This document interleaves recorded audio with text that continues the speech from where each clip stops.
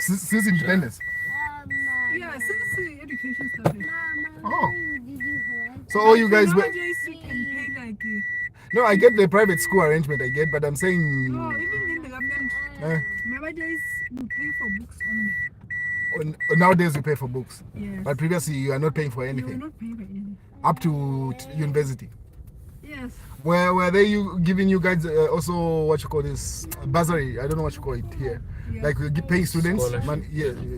Yeah, they get monthly allowance. How much is that? It's called allowance. About 200 USD. That's cool.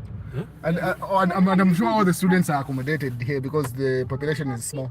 The ones who stay in school, they get less. The ones who stay outside school, they get a lot of because they have to pay rent. Yeah, no, that makes sense. But isn't it that based on your population, everyone can be accommodated by the school? No.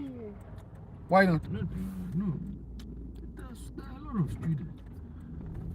International students or local students? International, local, whatever. What do you mean? Even the international students are given the same privilege? The university can't accommodate everyone. No, I get where... And not everyone wants to live. Why the facilities are not that good? No, it's just out of faith. It's not a matter of the quality of the facilities. Like, I mean, I wouldn't want to go live on campus while I have my mother's house here. So you even get the bigger chunk of the money, right? Yeah, I get the chunk of the money and I pay for my own transport. So are you guys expected to pay back that money to the government at some point or what? Yeah, somehow. No, I mean, like for in Zambia, they are now called loans. Yeah. So once you're done and then when you start working, the government starts cutting percentage of your pay. Yeah. So until you pay back that student loan. So I'm asking, is it the same setup here or here it's just a grant? It's the same setup. Oh, okay. They will say that, but nobody's gonna bring down your neck. Yeah, to pay back the money. I get that. And that's the way it was even in Zambia. At some point, they would say, no, you will pay back, and they never used to pay back until I think it should have been 10 years ago. They're about. Yeah. That's when the government started following everybody. Yeah. So now they're even going. The government is not following everybody. For you guys, yeah, I mean, you're less than 5 million. It's easy to manage that population with the money that the Botswana is making from the diamonds. Because you guys, I think if your GDP must be even bigger than big countries. And the thing is, not everybody makes it to university. That's the thing. Yeah. So many, they don't even spend that much money on that particular expense. Because not everyone is opting for education. The government spends a lot of money taking people outside the country for education. Like, scholarships to the UK, things like that. I never went to university in Botswana. Oh, but it was the government here that sponsored you? Yes. Oh. I had a Zimbabwean... No, I don't mean high school. No, yeah. You did high school in Zimbabwe. So I did high school in Zimbabwe. So my quality of education was much better than the local guys. Yeah, during Mugabe's time. I was given the first preference to say, okay, what do you want to study? Where do you want to go? Yes. Yeah. So. And then you opted for South Africa. Why didn't you go in the US or the UK? That option wasn't there? It was there, but the stuff that was offered there was not in line with mine. Well, your interests. Yeah. I get that. This guy is not working.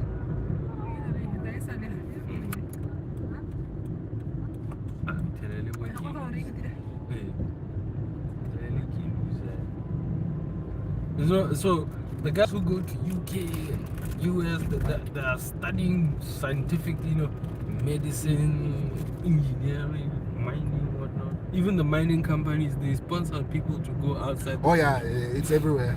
The mines do that, and usually the mines pick like the biggest brains, like the top of the class in each field. Usually it's engineering and mining in our case in Zambia. Yeah. So you've been employing them. So you'll find that, for example, if the best performing underprivileged. A lot of Botswana who are in the diaspora are people who studied,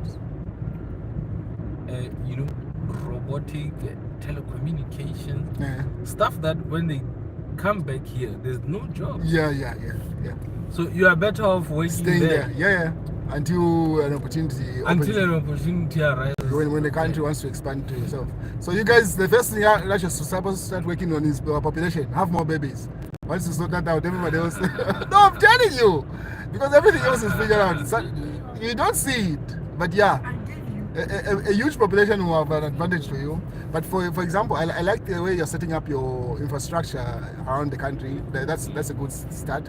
So you're planning ahead. Most of the buildings that I see around here, the ones that you're showing me, where even the government is moving from the old building, now they've moved to So I can see probably that plan looks like a 50-year plan. That particular one. Yeah. So that's a good thing. So if you decide to expand the population, you'll be just fine. You start competing with South Africa neck to neck, and you have the advantage because you are never really colonized. Like, it's a different setup. There's a difference. Yeah, your chiefs were ahead of their time. That deal that they went and signed with the Queen. Yeah. You see, those guys were cowards. Oh, the chiefs? Yeah, they were. No, that's not being coward. That's being. Listen. Explain. Why do you call them cowards? So those guys. The three chiefs. The three chiefs. They got on a ship and went to see the Queen in London. Yes. Right? That's what that guy was explaining. Yes. Because they were afraid that the Cecil Rhodes was going to take over this part. No, Cecil Rhodes is a what? He's a British.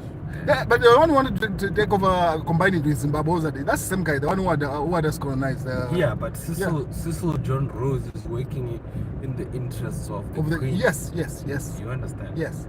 So he's not going to come and harass them. If anything... No, I get that, but before let me finish. Okay, go ahead. They were afraid of the Boers, yes, the racist, apartheid kind of guys. Yes. Who are going to come here and segregate their kingdoms. Yes. Do you understand? So that is hence why they went to seek protection. We were a protectorate. We were not a colony. Yes, I know that. Yes. Our territory was protected by the Queen. Yes. You understand? Yes. Because as far as they were concerned, all these explorers, David Livingstone, Cecil John Rhodes. Yes. Cecil John Rhodes actually built the railway. Yes.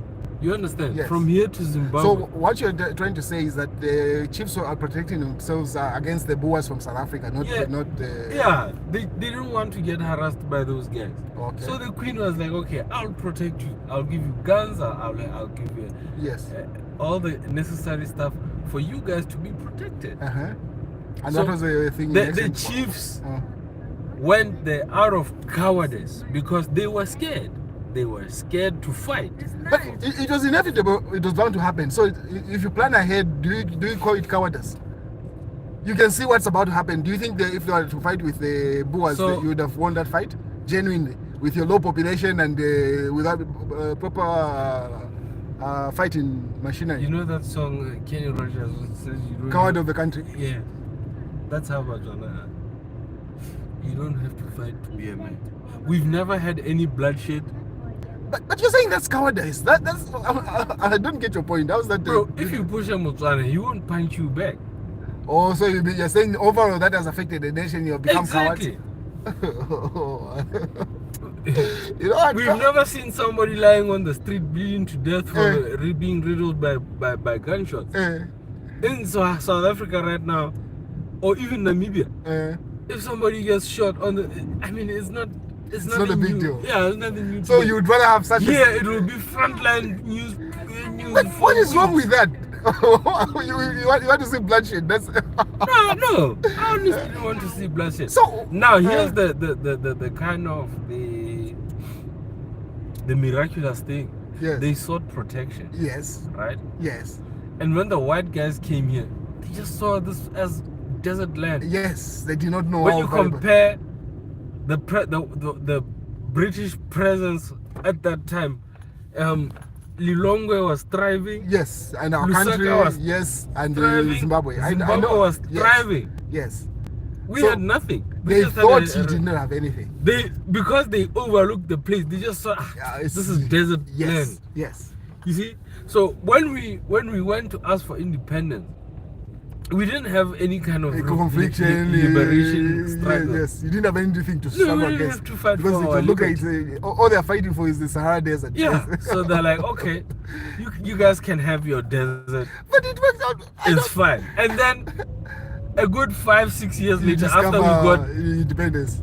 after we got independence, you discover we discover a diamonds. huge deposit of diamonds. Deposit of diamonds. And then you know who came again? Yes, the British.